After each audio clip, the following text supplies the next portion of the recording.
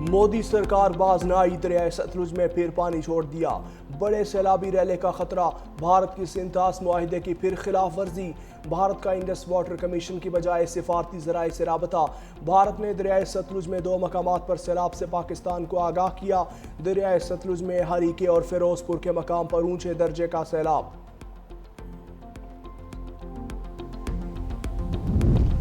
دریائے چناب، ستلج اور راوی کا پانی ہیڈ پنجنت پہنچنا شروع، ہیڈ پنجنت پر پانی کا بہاؤ 3 لاکھ کیوسک سے بڑھ گیا، احمد پور شرقیہ کے کئی علاقے ڈوب گئے، چاچڑا پر 4,31,000 کیوسک کا ریلا، 48 گھنٹے میں 809 لاکھ کیوسک کا ریلا گزرے گا، علی پور اور رحیم یار خان کے متعدد دیہات متاثر، ملتان کے ہیڈ میں محمد والا پر پانی کا بہاؤ کم ہونا شروع۔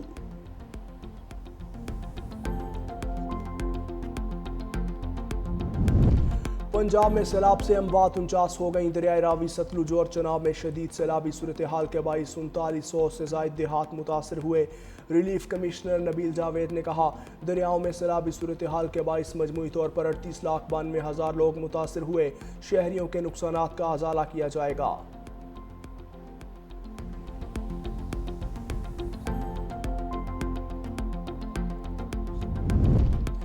گجرات میں 48 گھنٹے بعد بھی سیلابی پانی نہ نکالا جا سکا، شہر کے مرکزی مقامات پر پانی بدستور موجود، تعلیمی ادارے دوسرے روز بھی بند، شہر بھر کے کلینکس اور اسپتالوں میں بھی پانی نے ڈیرے جما لیے، لاکھوں کی ادویات پانی کی نظر، مریض اپنا علاج معالجہ کرانے سے قاصر۔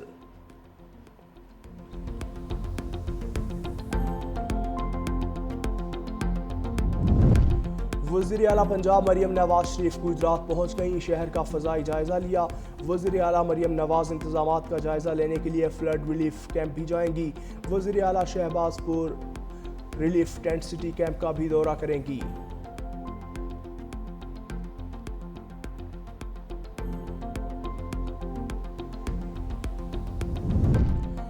چیئرمین پیپلز پارٹی بلاول بھٹو زرداری آج سے پنجاب کے سیلاب زدہ علاقوں کا دورہ کریں گے، بلاول بھٹو سب سے پہلے قصور جائیں گے، چیئرمین پیپلز پارٹی چنیوٹ، مظفر گڑھ اور ملتان بھی جائیں گے، پنجاب کا دورہ مکمل کرنے کے بعد بلاول بھٹو سکھر جائیں گے، بلاول سکھر براج اور کچے کے علاقوں کا دورہ کر کے سیلابی صورتحال کا جائزہ لیں گے۔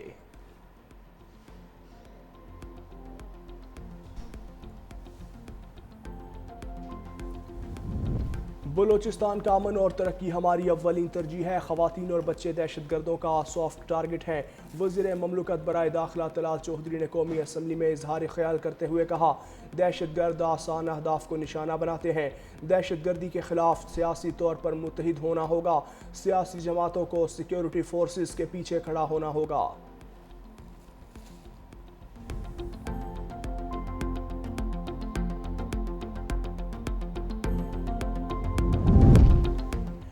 اپوزیشن کا قومی اسمبلی سے walk out, chairman P T I barrister Gohar نے کہا، این ڈی ایم اے سے ہمیں ہمیشہ شکوہ رہے گا، بہت بڑا سیلاب آیا، بہت تباہی ہوئی، لوگوں کا مالی نقصان اور املاک کو ناقابل تلافی نقصان پہنچا، ہمارے ساتھ آئے روز ناانصافیاں ہو رہی ہیں، ہمارے ارکان کو ہراساں کیا جا رہا ہے، ہمیں اپنے قائد سے ملنے نہیں دیا جا رہا۔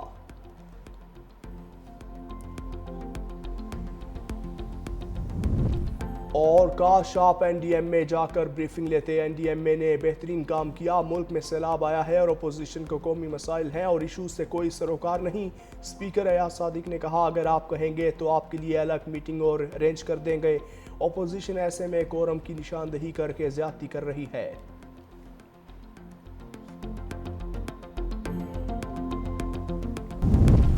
گندم کی بلا تعطل فراہمی یقینی بنانے کے لیے حکومت پنجاب کا بڑا فیصلہ، فیڈ ملز میں گندم کے استعمال پر فوری پابندی عائد کر دی، سیکریٹری داخلہ کے حکم نامے کے مطابق گندم صرف فلور ملز میں آٹا بنانے کے لیے استعمال ہوگی، فیڈ ملز پر گندم کے استعمال پر پابندی 30 یوم کے لیے عائد کی گئی۔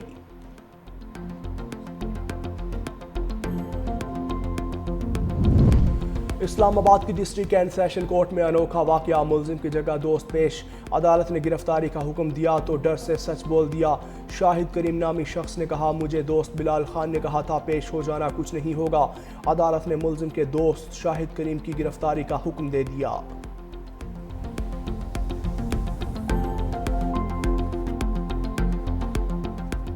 مصطفیٰ جان رحمت کی ولادت باسعادت کا جشن ملک بھر میں جشن عید میلاد النبی شایان شان طریقے سے منانے کے لیے گلیاں اور محلے سج گئے، مساجد اور گھروں پر چراغاں، ہر سو درود و سلام کی صدائیں۔ عید میلاد النبی صلی اللہ علیہ وآلہ وسلم کل عقیدت و احترام کے ساتھ منائی جائے گی۔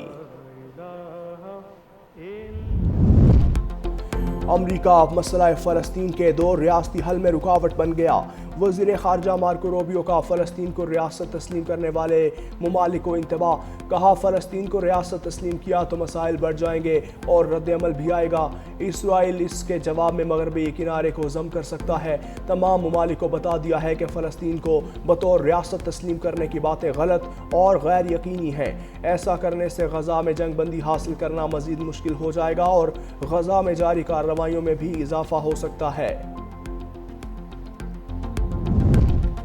غزہ پر اسرائیلی فوج کی بمباری، تازہ حملوں میں مزید 70 سے زائد فلسطینی شہید۔ اسرائیلی فوج کی نصیرات پناہ گزین کیمپ پر گولہ باری، جنوبی رفح میں امداد کے منتظر لوگوں پر فائرنگ۔ اسرائیل کے 3 روز سے جاری حملوں میں 250 سے زائد فلسطینی شہید ہو چکے۔ اسرائیلی فوج کا غزہ کے 40% حصے پر کنٹرول کا دعویٰ، فوجی کارروائیوں میں شدت لانے کا اعلان۔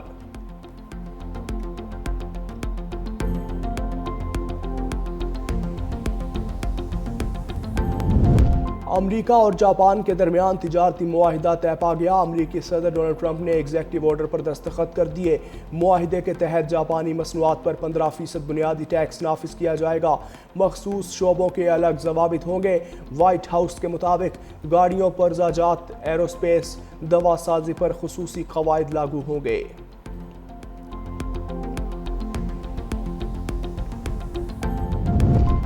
امریکی صدر ڈونلڈ ٹرمپ کے ایک اور فیصلے کو امریکی عدالت نے ٹرمپ کی ٹرانسجنڈر مخالف پالیسی کی بحالی کی درخواست مسترد کر دی۔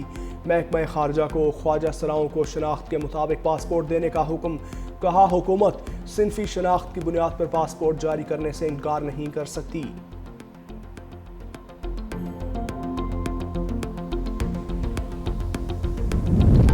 امریکہ کی چین کے ساتھ مخالفت کھل کر سامنے آ گئی۔ چین سے روابط پر وسطی امریکہ سے تعلق رکھنے والے شہریوں پر ویزا پابندی عائد۔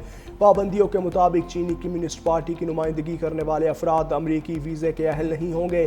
چینی مفادات کے لیے کام کرنے والوں کو امریکہ میں داخلے کی اجازت نہیں ہوگی۔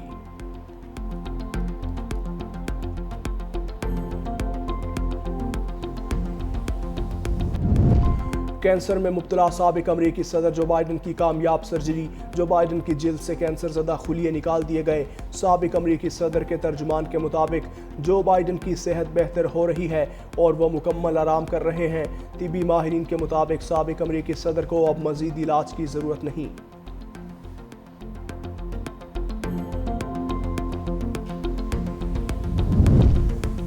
اسکردو کے سیاحتی مقام دیوسائی میں گلوکارہ قرۃ العین بلوچ پر ریچھ نے حملہ کر دیا۔